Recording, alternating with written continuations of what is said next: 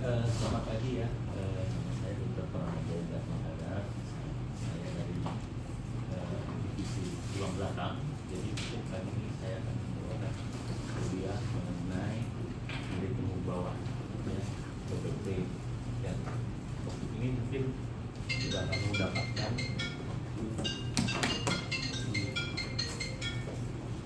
di bahasa neurologi ya, ya, topik ini topik lazim ya, yang banyak kasusnya sih menjadi utama untuk dokter umum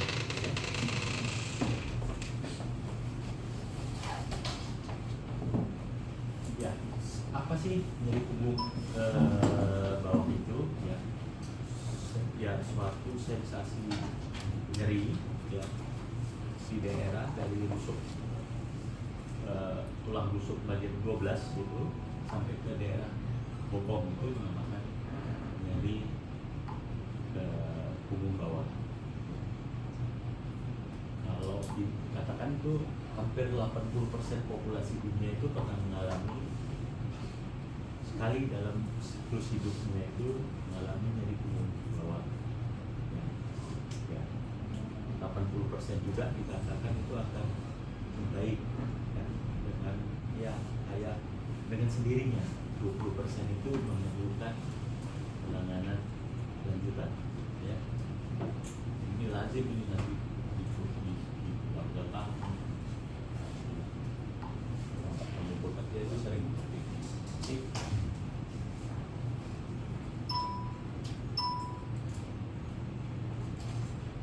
Ya, ya kalau itu dibilang di Indonesia dikatakan lebih dijumpai pada golongan usia 40 tahunan, tapi bisa saja low back pain itu bisa mengenai juga pada usia lanjut ya.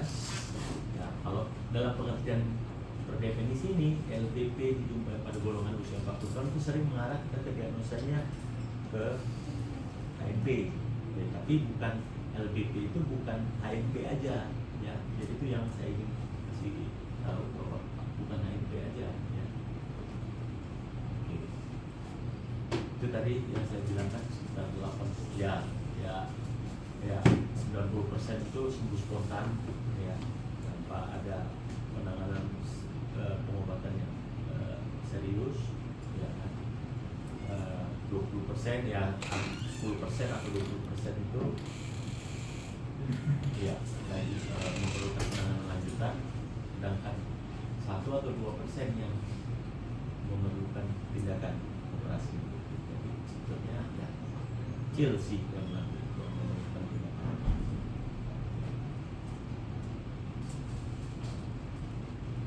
Ya, penyebabnya itu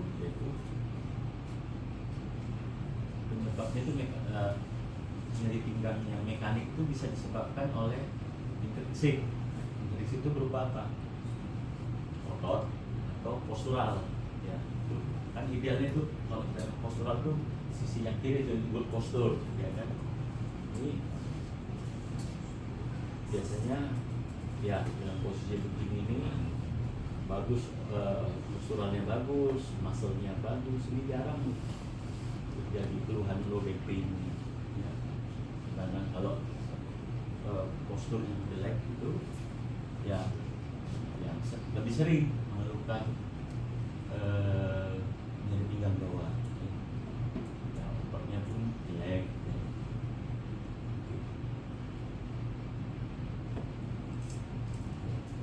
Jadi postural itu menentukan bisa nanti posturnya bungkuk, kalau bungkuk itu bisa menyebabkan ya nantinya bungkuk, orangnya bisa menyebabkan nyeri pinggang bawah.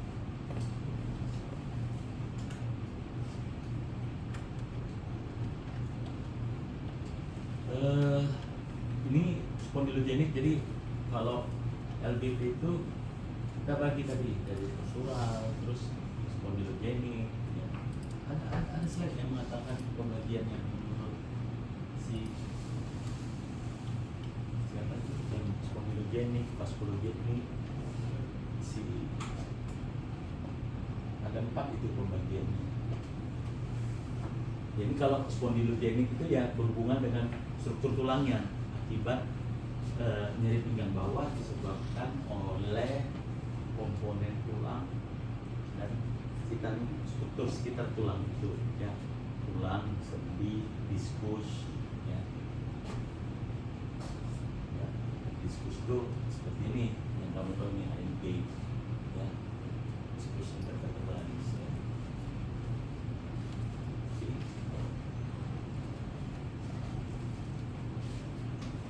Juga bisa disebabkan nyeri tulang itu dari pertama yang paling sering itu adalah keluhannya awal mula suatu masalah nyeri pinggang. Nah, pada spondilogenik ini sering diawali oleh masalah diskusnya ya, diskusnya yang bermasalah dulu, berdegenerasi, jadi berikutnya muncul masalah dari sendinya, fasetnya. Jadi adik-adik harus tahu ini ada sendi di belakang itu, ada sendi faset joint ya. Faset joint itu adalah sendi, setiap ruas tulang belakang kita itu mempunyai sendi faset joint. Diskus misalnya terjadi HMP ya, diskus itu fungsinya sebagai bantalan ya, bantalan, tapi fungsinya apa? Shock absorber. Nah, jadi kalau sudah ada cedera, HMP atau degenerasi, maka fungsi dari shock absorber tadi berkurang. Berikutnya terjadi lagi prosesnya menyebabkan terjadi instabilitas. Jadi akibatnya goyang ya kan, instabilitas. Terus kompensasinya terjadi pembengkakan di faset joint. Jadi kamu sering kalau HMP itu, orang HMP ya, kamu diskusi melihat juga fasetnya itu besar, kadang-kadang ada efusi faset, ada cairan, ada peradangan, sampai bakal terus bisa ya jadi ya faset atropati. Itu juga bisa menyebabkan berkembang lagi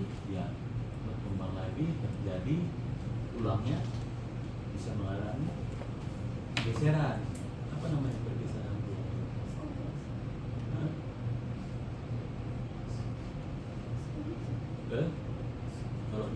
Kalau kita pernah nggak ngelihat tulang foto pinggang bawah ronsen lumbar, ada tulang misalnya L4 L5 geser ke depan kayak bertangga, apa pernah lihat? Apa namanya? Tulangnya bergeser, spondylolistesis ya.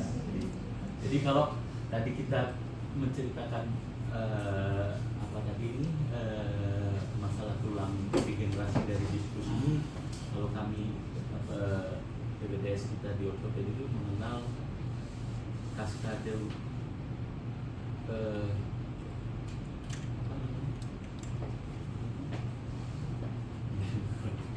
kaskade itu sangat mengenal. Jadi ceritanya dari degenerasi diskus sampai Chicardi-Willis ya.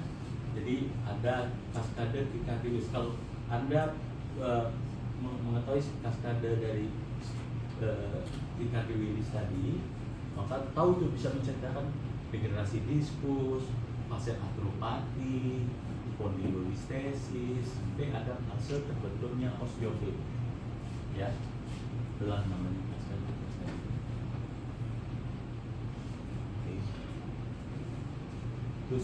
Itu spondylolistesis ya, bergesernya bisa ke depan, anterior slippage ke depan ya, bagian proksimal dari vertebranya ya. Sering kita lihat ini pada orang tua ya.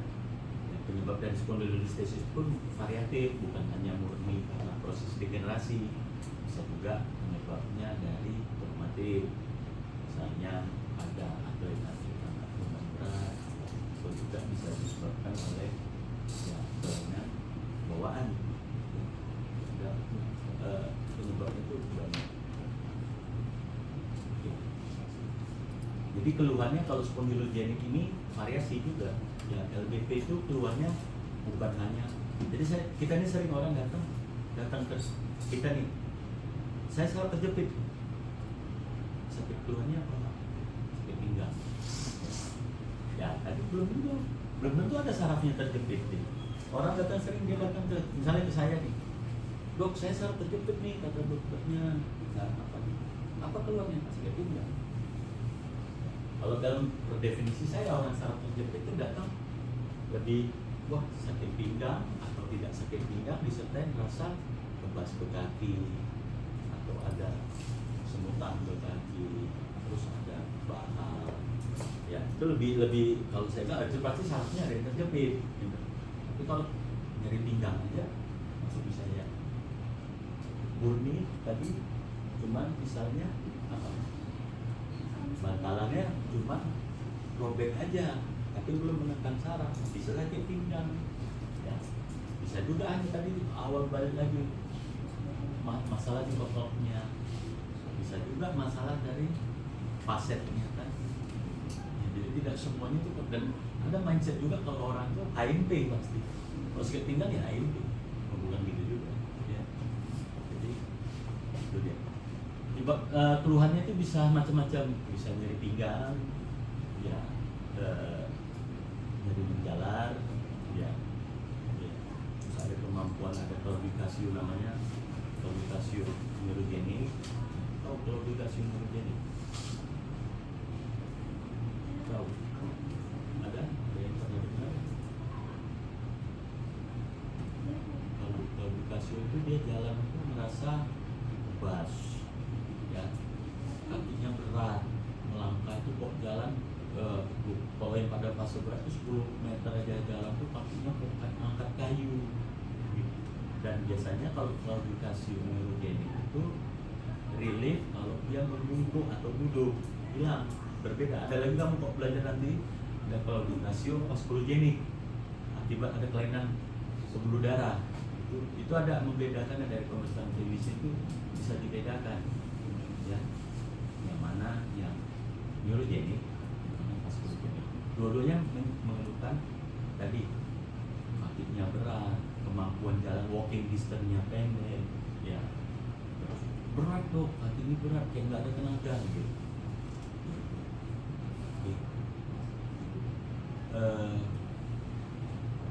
Ya tadi backpain, radiculopati, claudicatio, bisa juga dengan tanda-tanda defisit neurologis. Kalau sudah berat sekali, sudah ada kelemahan sesuai dengan level saraf terjepitnya. Ya, bisa saja ada drop flow, bisa saja kelemahan dari di mana lah level dari motorik yang terkenanya, bisa juga disertai gangguan otonomnya.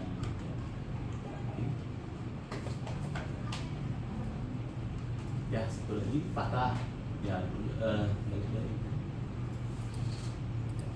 Ya, juga low back pain ini kita di luar trauma ya, bicara di luar kecelakaan. Bisa juga nyeri pinggang bawah akibat patah, terutama pada orang-orang tua dengan patah yang energi rendah, ya, relasinya berhubungan dengan osteoporosis, atau juga ada patah dengan ya orang ada riwayat cancer meta ke tulang, ya sakit, ya harus kita tanyain kok ada patah kayak gini bukan orang, kita harus nanya juga Kak ada riwayat penyakit yang lain nggak?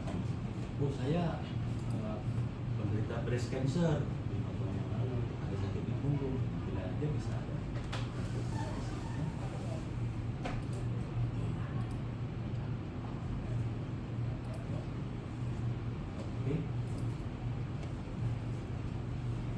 Ya, nyerinya siatika tadi, ya nyerinya tadi ada nyeri pinggang, terus ada nyeri jalan, ya, juga apa pemeriksaan? Misalnya HIP tadi, lasek, kayak mana lasek ini?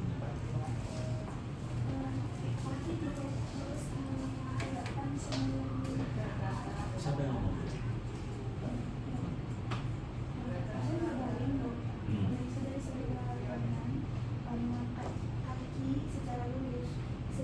Berapa derajat lurusnya? Kapan kamu mengatakan ini positif lasek? Dia sekitar Kalau dia positif itu sakitnya di mana? 30 derajat. Berapa? 30. Ada yang ya lebih. Dan sakitnya di mana? Dia Positif lasek itu sakitnya di mana? di tombol Bukan di pinggangnya.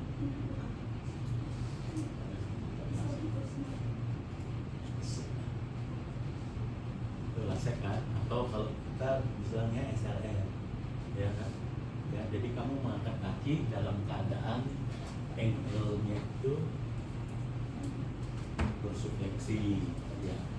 Ada yang mengatakan 60 atau 70% baru dia membuat sakit. Kalau di bawah itu tidak sakit, tapi sakitnya itu bukan di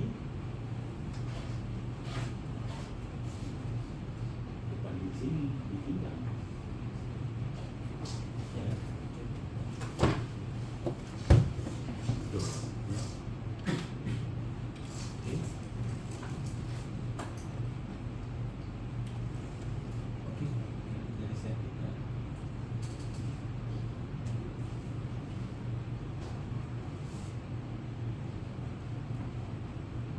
oke. Ya, kita bicara nyeri sciatica ini, nyeri menjalar, ya. Waktu di neuro diajari tuh kekuatan motorik, ya. Kalau kan ada diagramnya, kalau di neuro tuh 5 diagram, 5 pertama di lower extremitas apa? Hah? Kamu kan sering menulis itu juga, ya kan? 5 itu kekuatan normal, ya kan? Hip joint. Ya, jadi kita juga di ortopedi menggunakan itu kok, menilai pemeriksaan saraf yang memakai yang namanya hip fleksi, hip joint yang kamu maksud tadi, ya itu dinilai, ya kekuatan 5, 4, 3, 2, 3 apa?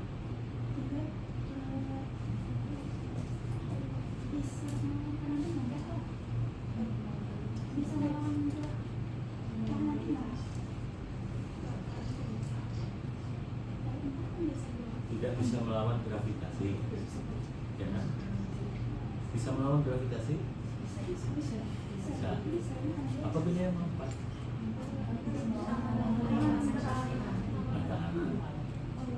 Ya, jadi itu harus dimengerti banget. Jadi harus juga mengerti yang mana 5 pertama. Kalau kita membuatnya sodio-fleksi, terus knee fleksi, knee extensi, ankle dorsifleksi, ya kan? Poin great toe extension, ya kan? Harus di apa? Periksa masing-masing. Dengan kamu mengetahui tadi, lebih kurang kalau melakukan apapun, dan mau trauma ataupun saraf terjepit, dengan kamu melakukan physical action yang benar, kamu bisa lebih kurang mengetahui, ya kira-kira ini masalah HMP-nya tadi, atau masalah saraf terjepitnya, atau patahnya, ya, misalnya ada gangguan neurologi itu, tahu tuh lebih kurang di daerah mana. Ya. Oke.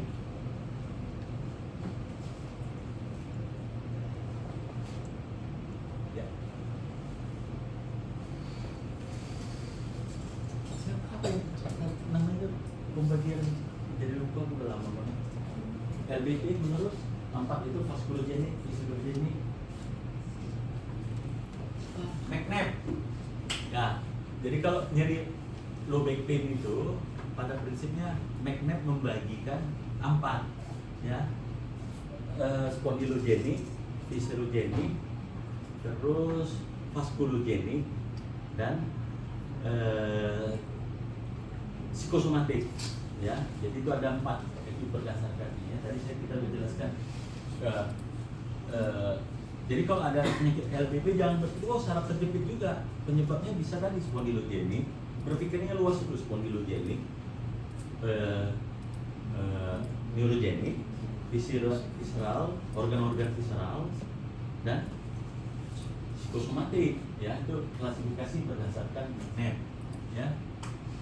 itu lazim diapakan LBP ya. Jadi juga harus berpikir rongga-rongga kisarannya ya, retroperitoneal, masalah ya di daerah bisa saja keluhannya hampir sama, daerah ginjal ya, daerah retroperitoneal lah tentunya ya. Oke.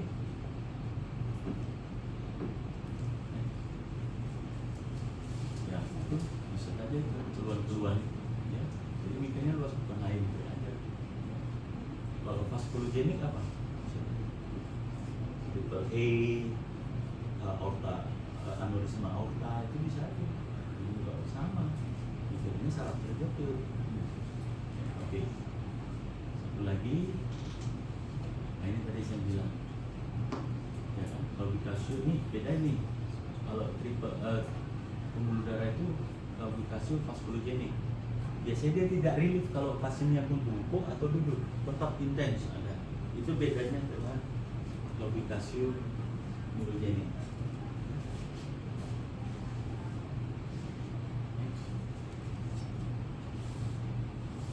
Satu lagi yang penyebab menurut McNabb itu juga ada orang tuh nyeri pinggangnya itu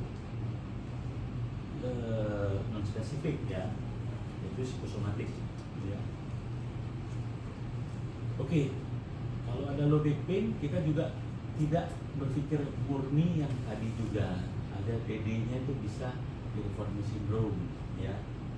Piriformis itu ada otot di bagian posterior namanya piriformis, keluhannya sama juga ya. Jadi berpikirnya itu kalau kita di ortopedi itu, kami ya di ortopedi bisa ada piriformis.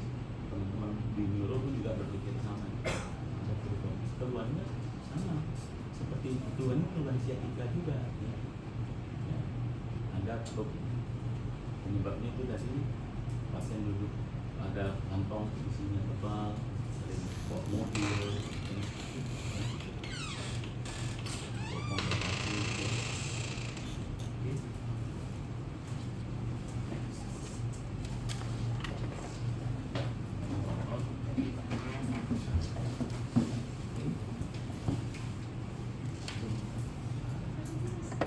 Ya, juga bisa penyebabnya ligamen. Ya, ligamen banyak banget ligamennya kita kurang itu ada juga spinatus, intestinosus ligamen, intestinosus, spinosus, ada ALL, ada PLL, ya banyak.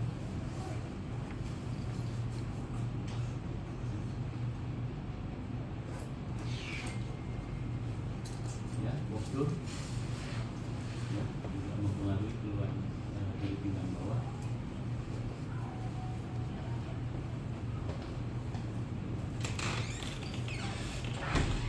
Normalnya tulang belakang itu bagaimana? Kalau torakal itu posturnya bagaimana? Kita cervical dulu, cervical lurus. Berapa luas cervical? Hah? Setuju? Normalnya dia straight cervical atau kyphosis atau lutut? Kan kalau mengetahui postur itu bagaimana kita tahu juga, oh ini normalnya manusia normal itu fisiologis atau apa? Ya, straight.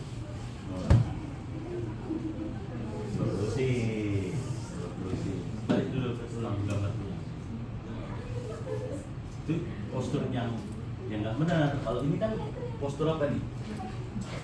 Hyperlordosis. Ya, kira-kira ini orang kayak ini hyperlordosis, ini kyphosis torasiknya. Ya, itu kyphosis juga. Ini yang normal.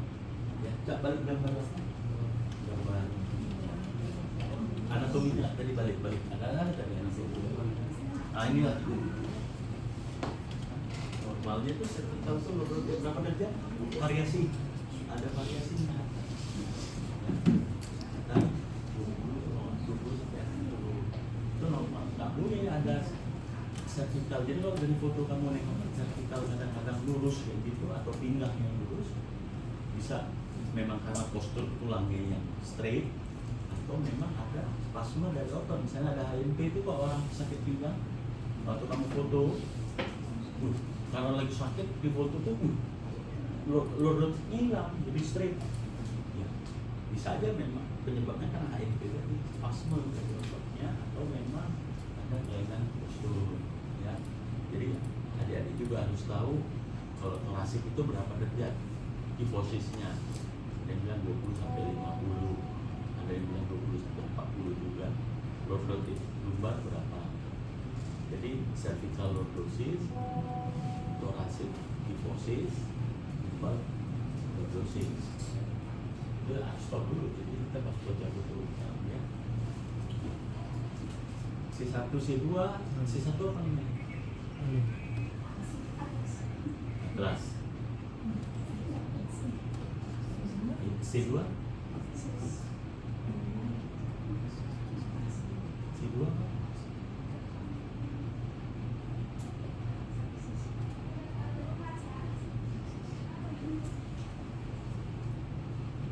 aksis ya, kelas aksis.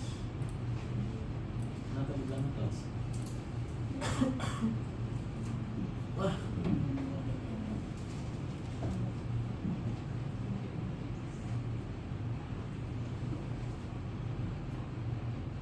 kelas itu dihukum pegang dulunya, nahan dulunya. Kalau mitologi dari Yunani ya, kelas.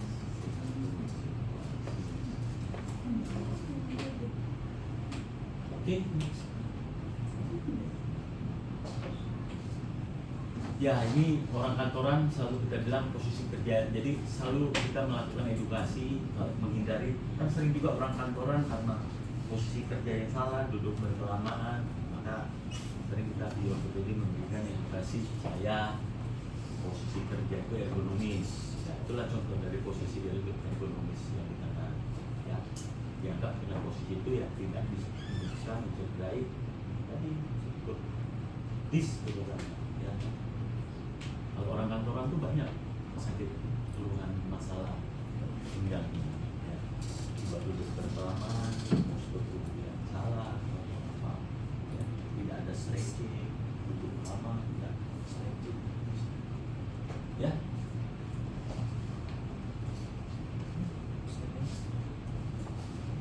Terus manis kerjanya ya. Ini ada di banyak nih ya. Banyak ada orang dipecat, PHK. Saya pernah dapat pasien sakit nyerinya bisa dikonsul, ini perlu operasi kayak ini, tapi nyerinya cocok ya. Jadi masalahnya PHK. Itu ada pernah satu saya dapat diputus sama cowoknya, dia mau nikah dulu sakit. Nah, itu seperti banyak. Ini hati-hati untuk bagi ortopedi ini danger ya, dan ortopedi tulang belakang ini kadang-kadang bisa dia ada psikosomatik, ada gambaran HMP itu sebetulnya kalau dokter yang melakukan pemeriksaan itu nggak tepat dengan keluhan simptomnya gitu.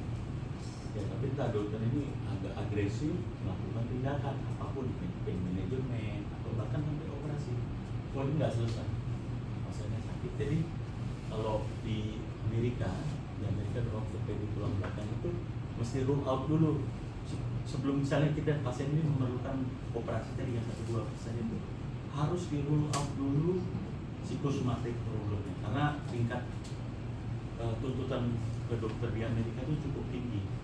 Saya pernah ingat kuliah satu dokter tentang tulang belakang itu dia di Amerika tuh ribet.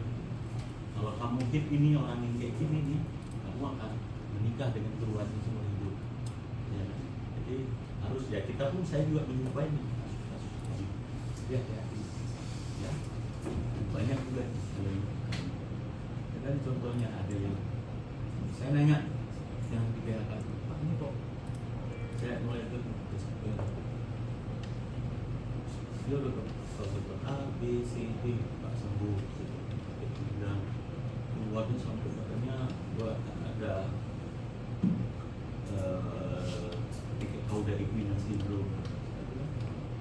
saya operasi apa? Tuh takut dia kalau dioperasi sembuh misalnya. Hati-hati. Tapi gambaran MRI-nya tuh nampak ada masalah, tapi nggak berat sekali. Hati-hati.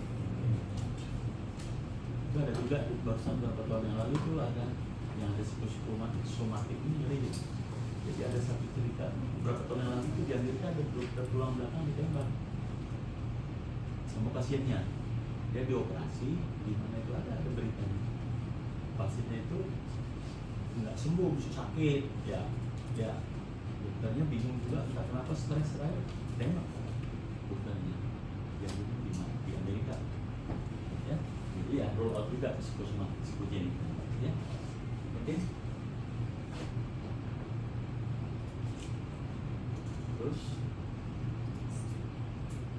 ya ini pemeriksaan untuk menentukan HNP ya, itu alternatif dari pemeriksaan lasek tadi, boostering, ya, ada counter lasek, ya. Berapa persen kalau lasek tadi itu HNP? Apakah semua HNP pasti lasek positif? Berapa tingkat? Apa? Ya, ketika tapi sakitnya bukan di hatinya, di pinggangnya, ya.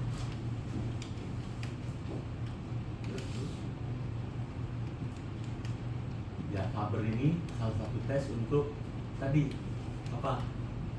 Menilai masalah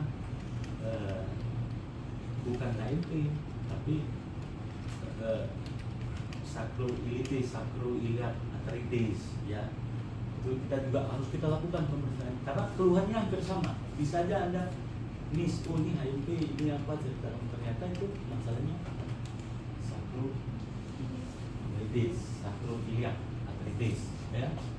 Ini kalau tes, ya. Bisa juga apa nih salahnya ini sering ini didiagnosa HNP, keluhannya nggak cocok, keluhannya saya sakit kebokong sampai menjalar ke selangkangan, itu yang paling sering ya. Kalau saya udah ada nyeri ke selangkangan ini udah mulai keder, foto panggungnya, ternyata ini pasien udah berobat, minum obat 2 tahun, HNP, setelah difoto mau akhir.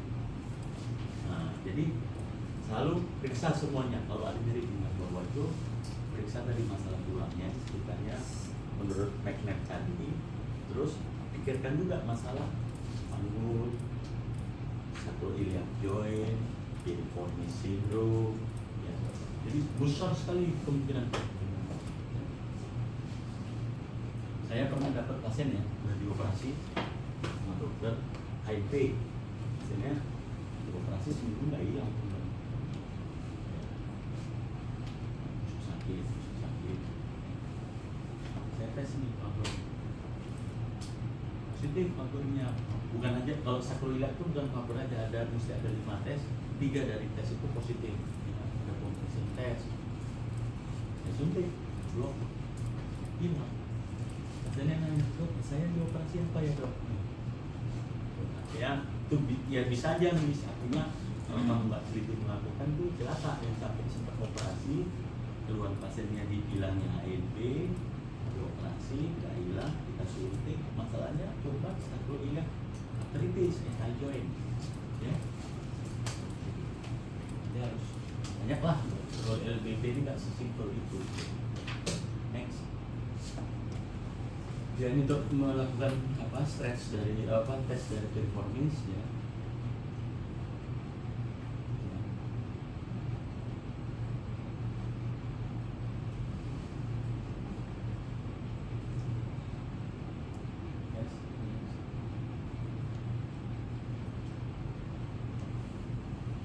Ya, penanganannya tadi ya semua jadi pinggang akut itu sesuai dengan ceritanya akan sembuh baik sendirinya, ya. Karena akut base, ya. Selalu kita melakukan manajemen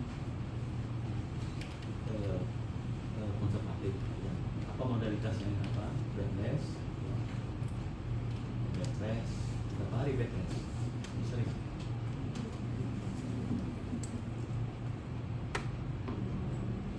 2 minggu.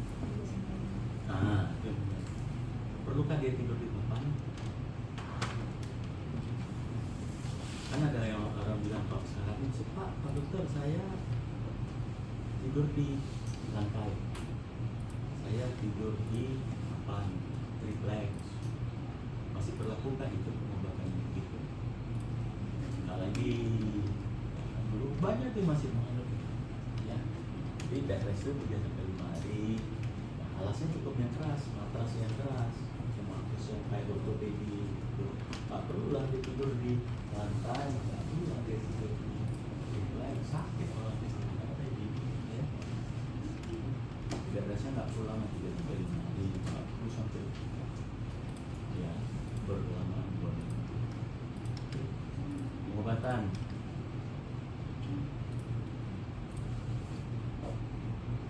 Ya seperti itu ya. Obat-obatannya modalitasnya macam-macam ya, bisa penggunaan SID ya, bisa juga ya novel, masa relaksan, terus banyaklah apa pemeriksaan kalau dapat itu apa namanya? Ya, kalau dapat itu, tapi semua jurnal tuh mengatakan tidak ada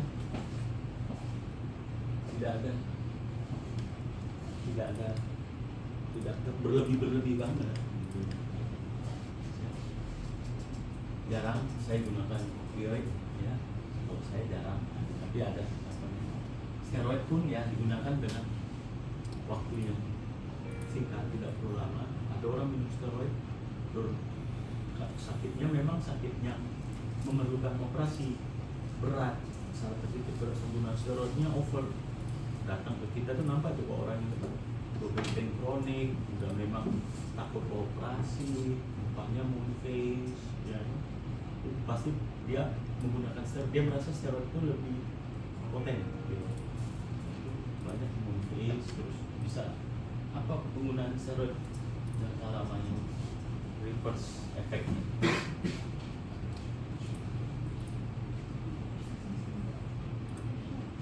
Apa nih?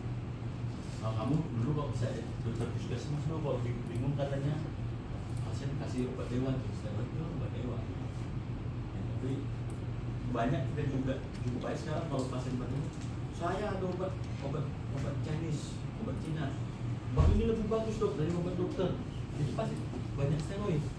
Ampuh. Pasiennya pun datang udah terlihat kita mukanya moon face. Oh ini lebih ampuh loh. Jadi obat-obat dari dokter-dokter umum itu nggak pakai. Obat-obat Chinese itu banyak yang mengandung hydrosteroid gitu. Itu pasti lebih ampuh. Tapi sifatnya kan simptomatis. Jadi pasien dependable gitu, moon face, terus datang akibat itu bisa terjadi faktor kompresi, osteoporosis ya.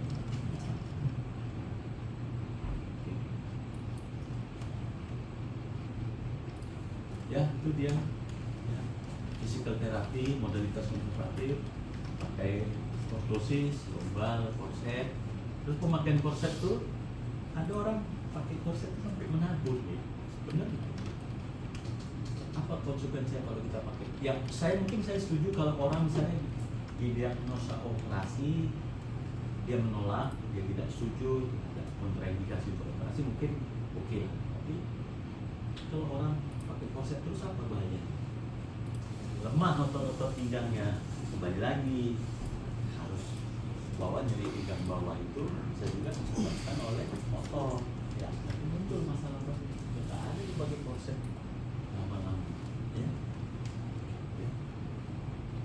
Physical therapy apa? Kalau nyeri pinggang, latih kekuatan ototnya, bantalannya lemah, tulangnya tadi sendinya lemah, latih kekuatan ototnya. Otot apa yang dilatih? Core muscle itu abdominal sama back. Ya, prinsipnya dari orang fisioterapi itu melakukan penguatan otot core. Ya, macam lah fisioterapi dengan core muscle, berenang itu pun bisa melatih core muscle exercise. Untuk contohnya ada ya.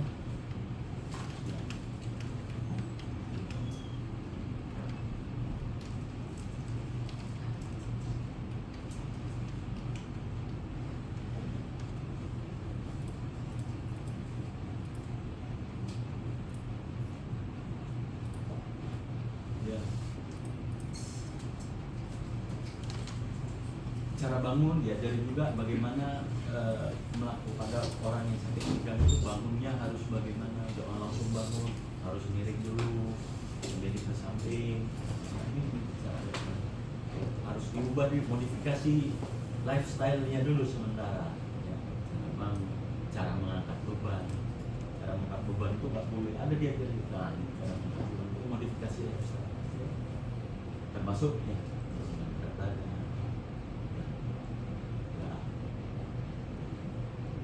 Terus kalau orang HMT itu juga modifikasi lifestyle dalam pekerjaannya, kok heavy labor ya harus dialihkan. Ya, misalnya pekerjaannya dulu pelabuhan angkat beban itu ada sementara satuan tempur yang banyak alat yang berat ya harus dialihkan.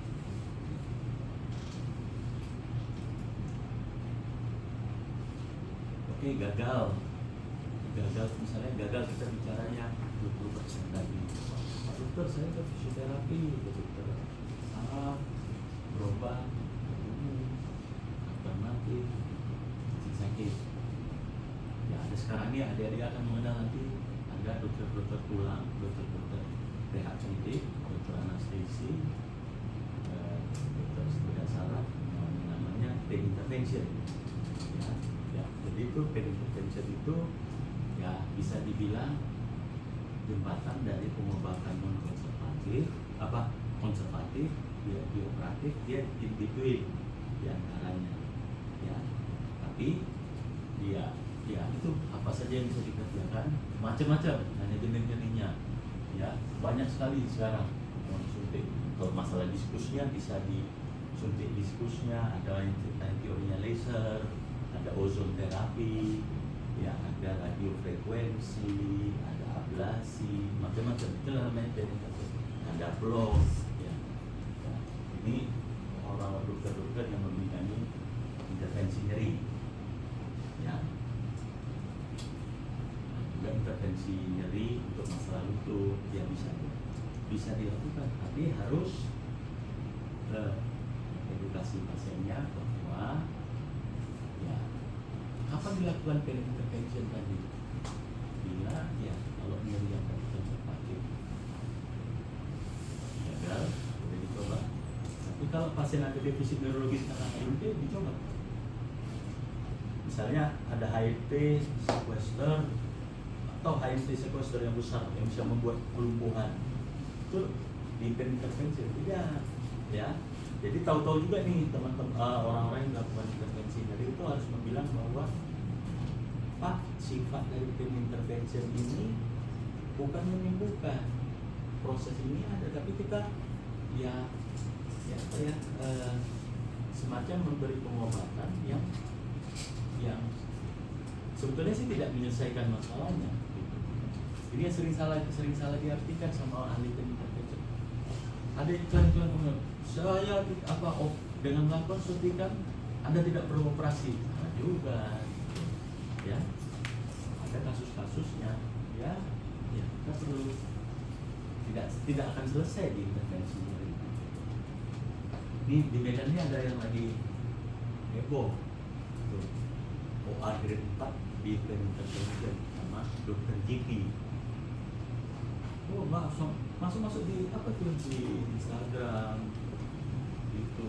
Ini dari OA grade 4 di intervensi nyeri, suntik, PRP, ya itu bahwa nggak perlu operasi maksudnya. Iklan itu pasien sudah di kursi roda, lu jalan yang mesti suntik. Nggak benar juga nih. Ya.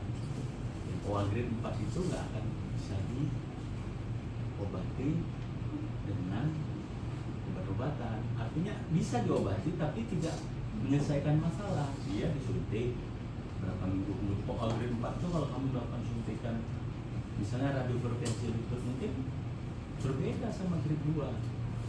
Grade 2 itu bisa bertahan 6 bulan gitu. Kalau grade 4 itu 1 bulan aja bagus gitu. Itu yang sering salah gunakan. Jangan gitu juga. Sama juga dengan tulang belakang. Penyakitnya HMT berat 1 sama saya disuntik, jamin sembuh. Hanya mengurangi rasa sakitnya.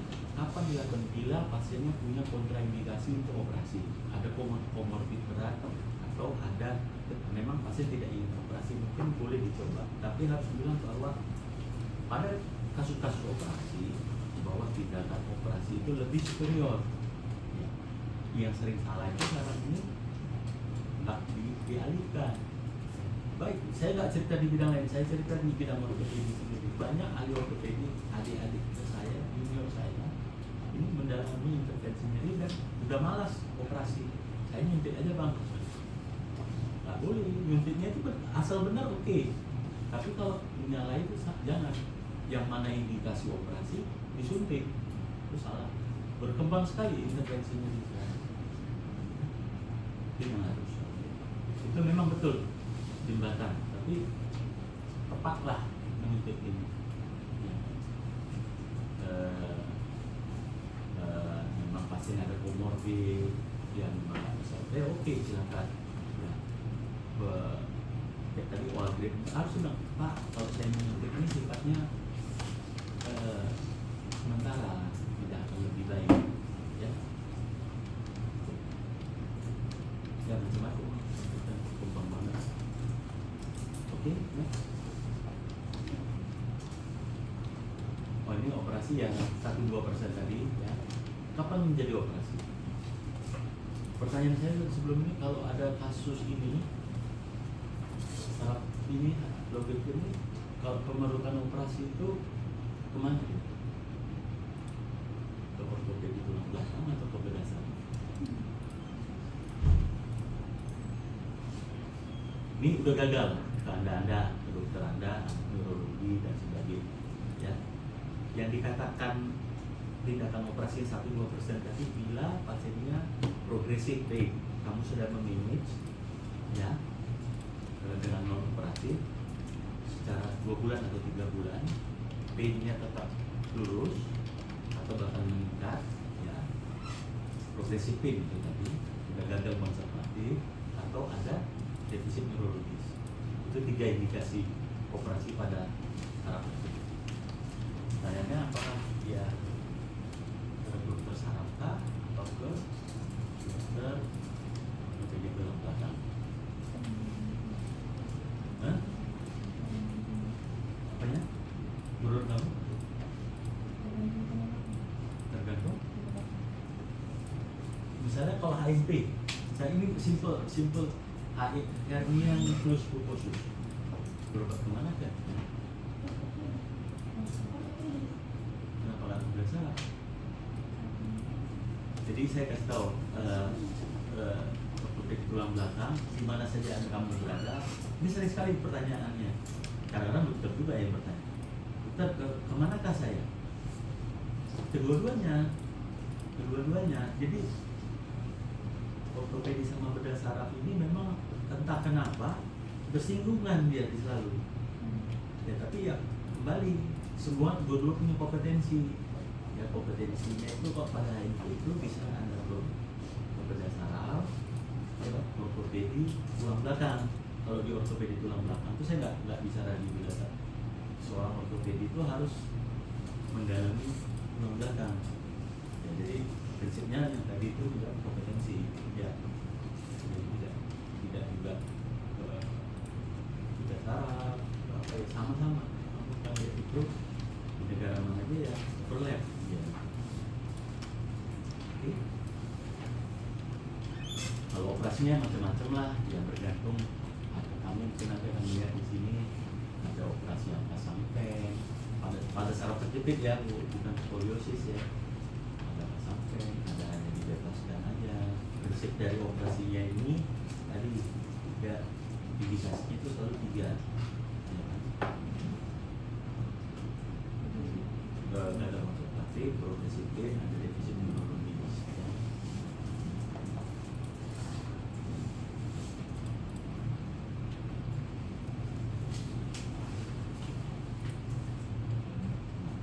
Ada pertanyaan?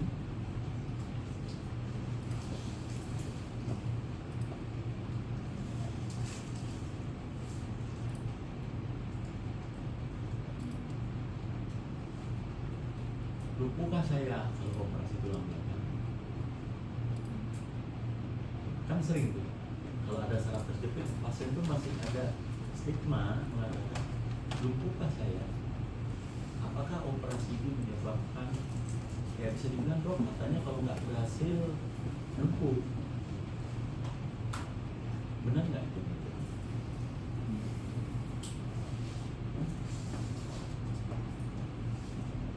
Berapa kira-kira komplikasi cedera saraf akibat operasi tulang belakang?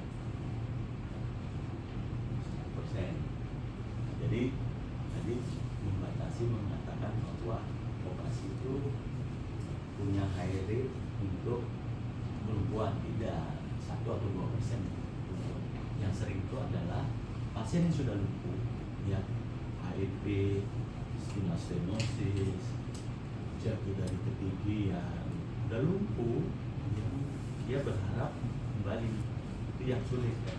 Di situ kita sebagai dokternya juga, Pak, lumpuhnya udah seminggu, ini kalau kita operasi prinsipnya, ini sering saya bilang beberapa untuk mengembalikan dari fungsi tiduran menjadi duduk dulu pakai kursi roda.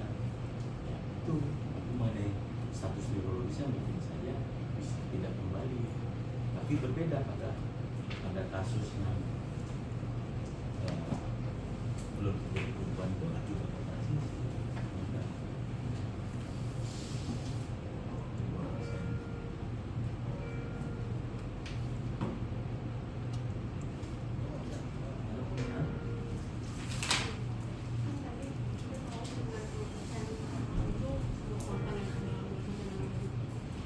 Apanya? Ya, dikatakan semua buku, saya baca semua buku spine selalu introduksinya mengatakan, banyak sekali saya dulu belajar 80% once in a life, ya once in time at a low weight, and 80% cured by itself. Ya, memang kalau akut begitu, jadi pada akut itu kamu tidak perlu, Pak sakitnya udah oh baru dok 3 hari udah, nanti istirahat, bed rest, kasih simptomatik obat. Apakah saya perlu MRI? Tidak perlu juga ronsen. Misalnya ya tiba-tiba dari kantor sakit, ya, kamu periksa nggak ada radikulopatinya, pun kalau ada pun kalau di akut itu kita tidak usah terlalu agresif, ya, karena tadi cerita-ceritanya tadi itu kecuali datang itu ada defisit neurologis atau kognitif sindrom, harus mengetahui juga apa akibatnya. Terus satu lagi hati-hati di Indonesia itu ada apa, propentin, orang sering miss, red flag, orang jadi pinggang, dokternya juga memikir juga atau apapun, kita sakit pinggang, ternyata nggak baik-baik, ada loose body weight, ya harus kamu pikirkan juga. Di Indonesia kita punya angka tinggi, OBP-nya bisa juga karena TB atau infeksi, atau ada orang, Pak saya sakit pinggang, saya rutin HD, atau saya penderita diabetes, terus ada demam, ada nyeri pinggang, hebat, ya. Itu hati-hati red flag. Dalam LB itu ada red flag. Red flag itu ya ada bahaya, ya harus yang kamu precaution di situ. Kita di Indonesia harus memiliki kalau berat badan, ada loose weight, ada night sweat, ada tanda-tanda sistemik TB. Harus berpikir juga nih, mungkin tanda TB tulang belakang, atau pada orang tua usia 60 ada loose body weight, ternyata LBP-nya ada faktor kompresi karena metastasis, ya itu. Tadi juga ada karena saya rutin HD, orang rutin HD apa?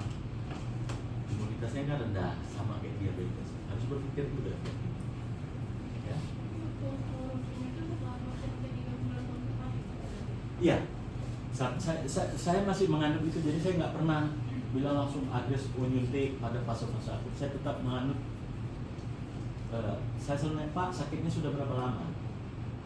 Oh dok, saya udah 6 bulan sakit terus, udah berobat A, B, C kayak gitu. Hasilnya minum obat enak, ini apa, ini hasil MRI-nya.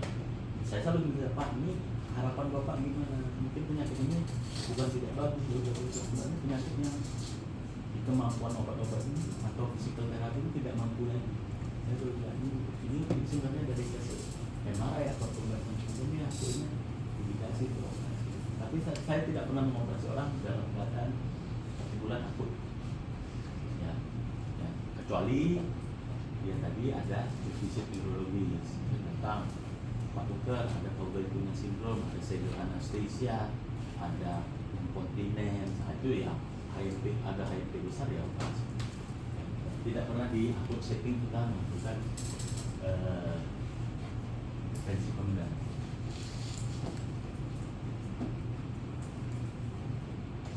Harus dilalui itu pengobatan konservatifnya dulu, ya, ya. ANP yang Baldi itu bagus hasilnya, ya, kalau benar pengobatan itu hasilnya bagus, ya. Ya. Untuk penggunaan korset sendiri itu boleh nggak dokter membantu? Apa? Untuk penggunaan korset Hah? boleh nggak dokter membantu? Ya boleh lah, kan itu kan pengobatan dasar. Aku kan itu kalau mengobati LBP ini kan yang di apa ya, kamu bisa juga ada pasal putus yang aja bisa. Ya pakai lah, ikuti aja kaidah konservatif tadi. Bed rest, pakai lumbar support, physical therapy, modifikasi gaya, itu semua modalitas yang boleh kamu lakukan. Ya kan? Lakukan. Ya, tapi yang benar, ada orang pakai korset kan sama saya udah pakai korset baru itu alasannya titik 12 korsetnya korset dulu berbawah ya nggak benar. Jadi tahu juga kalau kita mau mengobati orang jenis-jenis korsetnya apa. Ini misalnya ada orang pakai kompresi T11 jadi pakai korset lumbar yang megang untuk L4 L5 nya sakit terus wajahnya. Jadi ya harus tahu korset itu variasinya apa. Jadi dalam mengobati orang ya kita harus tahu juga lah. Jangan korset lumbar aja. Ini ada trennya ini, saya nggak bilang nggak tahu lah ya. Semuanya pakai lumbar korset nih. Ya nggak baik. Patah misalnya ada faktor kompresi T11 pakai lumbar korset bawah. Harusnya dia pakai korset extended atau lumbar TLSO. Anda boleh memberikan terapi konservatif ya. Kompetensi. Ya. Tanya lagi.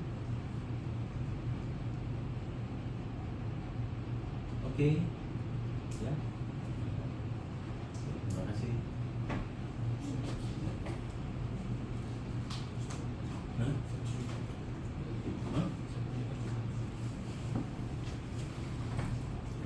Hah? Satu pertanyaan.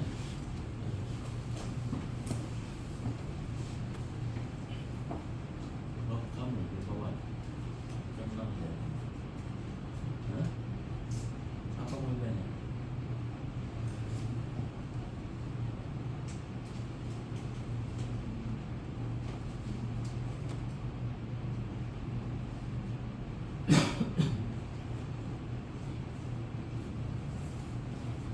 Kretek itu apa? Kiropraktik boleh nggak? Pertanyaan saya kiropraktik itu pengobatan medis ya?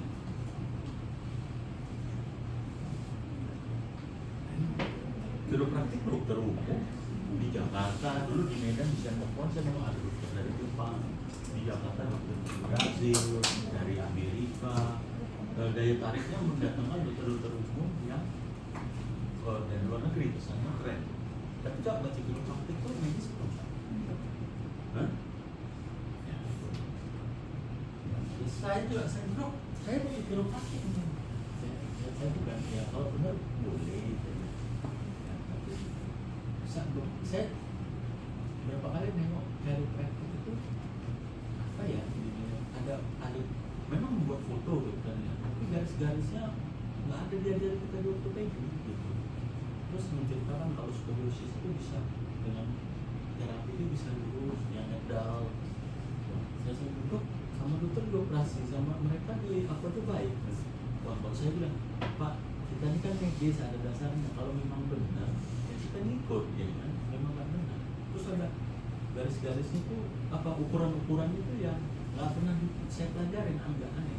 Ada sedikit aja yang adalah sama. Leher ini dipotong, leher ini digaris, kan buat X-ray juga tuh. Tapi orang percaya. Apalagi misalnya ada yang kretek-kretek datang juga misalnya malah kolaborasi yang diminta dia sering merujuk saya ini sama dokter Bang karena pasti dia tahu di kretek-kretek pasiennya ada nggak baik dan kita dia masih kalau kita tuh ya masih percaya kita lawan kali itu pasti kan dia akan ya ya